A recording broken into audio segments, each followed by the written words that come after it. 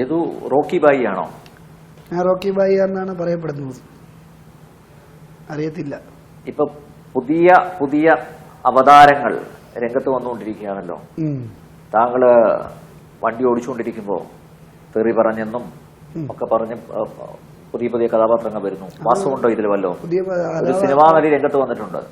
ഇപ്പൊ വരുന്ന എല്ലാ സെലിബ്രിറ്റീവാണ് എനിക്ക് എതിരെ പരാതിയും കൊണ്ടുവരുന്നത്. സെലിബ്രിറ്റികൾ എല്ലാ സെലിബ്രിറ്റീവ് സെലിബ്രിറ്റി ആയതുകൊണ്ടായിരിക്കും. എന്തോ ആയിരിക്കും എന്തോ. ഞാൻ സെലിബ്രിറ്റീവ് ആണെന്ന് ഞാൻ പറയുന്നില്ലല്ലോ. ഞാൻ തെറ്റ് കണ്ട് പ്രതികരിച്ചു. അതിപ്പോ മേയർ മാഡം ആണെന്ന് ഞാൻ അറിയുന്നില്ല, അല്ലെങ്കിൽ MLA സാറാണെന്ന് അറിയുന്നില്ല. അപ്പൊ പ്രതികരിച്ചവന് എതിരായിട്ട് പല രീതിയിലും ഇനി സരിത എസ് നായരും ഇങ്ങനെ ആളുകളൊക്കെ വരും എന്ന് ഞാൻ പ്രതീക്ഷിക്കുന്നുണ്ട്. എനിക്ക് കൊലപാതക എന്നെ കൊന്നുകളയുമെന്ന് അവർ പറഞ്ഞിട്ടുണ്ട്. എന്നെ കൊന്നു കളയുന്ന ഭീഷണികൾ പലയിടത്തുനിന്ന് വന്നിട്ടുണ്ട്. എന്നെ നേരിട്ട് ആരും പറയാൻ ധൈര്യം കാണിക്കൂല. നേരിട്ട് പറഞ്ഞു കഴിഞ്ഞാൽ ഞാൻ ഫോൺ റെക്കോർഡ് ചെയ്യുന്ന അറിയാം. അതും എനിക്കൊരു തെളിവായിട്ട് കൊണ്ടു കിടക്കാനും അറിയാം. പറഞ്ഞു വിടുകയാണോ? കാതിലെത്തിക്കുകയാണ്. പിന്നെ എനിക്ക് വേണ്ടപ്പെട്ട ആൾക്കാരായതുകൊണ്ട് അവരെ ഞാൻ കൊലക്കി കൊടുക്കാൻ ആഗ്രഹിക്കാത്തതുകൊണ്ടാണ് പറയാത്തത്. ആരാണ് പറഞ്ഞത് എന്താണ്? പിന്നെ റോക്കി ബായി കളിച്ചു എന്ന് പറഞ്ഞ് ഇവർ പറയുന്നുണ്ട്. ഒരു ബസ് ഒതുങ്ങി ഒരു അറ്റത്ത് ഒതുക്കിയിട്ടേക്കുന്ന വീഡിയോ ആണ് കാണുന്നത്.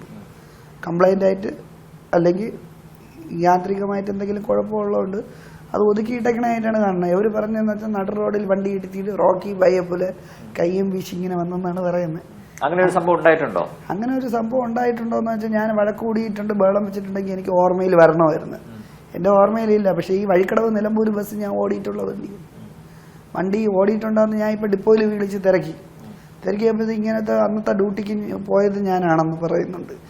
പിന്നെ ഡ്യൂട്ടി കൃത്രിമമൊക്കെ കാണിക്കാം. അവർ ഇത്രയും മെമ്മറി കാർഡ് അടിച്ചുകൊണ്ട് പോയ ആൾക്കാരല്ലേ. അപ്പം ഡ്യൂട്ടി കൃത്രിമമൊക്കെ കാണിക്കാം. പക്ഷേ എൻ്റെ ഡയറിയിൽ എനിക്ക് എടുത്ത് നോക്കണം അന്നത്തെ ബസ് ഏതാണ്.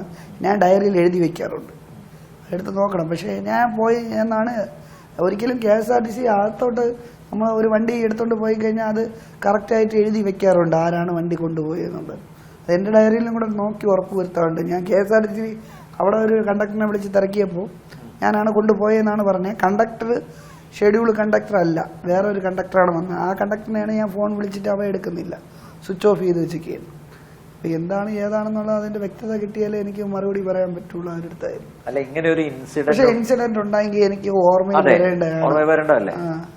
ഇൻസിഡന്റ് വരേണ്ടതാണെങ്കിൽ അങ്ങനെ ഓർമ്മ. അതുപോലെ വെഹിക്കിളാണ് പിടിച്ചതെന്നാണ് ഈ മാഡം പറയുന്നത്. അടുത്ത മാഡം, രണ്ടാമത്തെ മാഡം പറയുന്നത്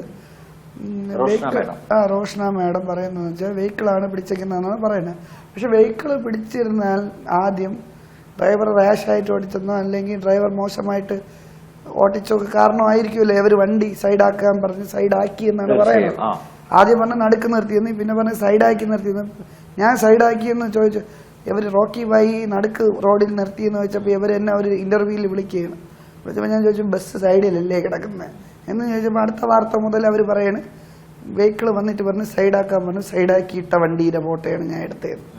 അപ്പോൾ അത് ചോദിച്ചപ്പോഴത്തേക്ക് പിന്നെയും പറയുന്നതെന്ന് വെച്ചാൽ വെഹിക്കിൾ വന്നിട്ടുണ്ടെങ്കിൽ, വെഹിക്കിൾ ഉണ്ടായിട്ടുണ്ടെങ്കിൽ അവിടെ കിടന്നെങ്കിൽ അല്ലെങ്കിൽ ഓട്ടത്തിലാവട്ടെ എന്തോ ആവട്ടെ, വെഹിക്കിൾ വണ്ടി കൈ കാണിച്ച് നിർത്തി ഒതുക്കാൻ പറഞ്ഞു. ഓക്കെ, അത് ഞാൻ അവർ പറയുന്നത് സമ്മതിക്കുന്നു, ശരി, ഓക്കെ.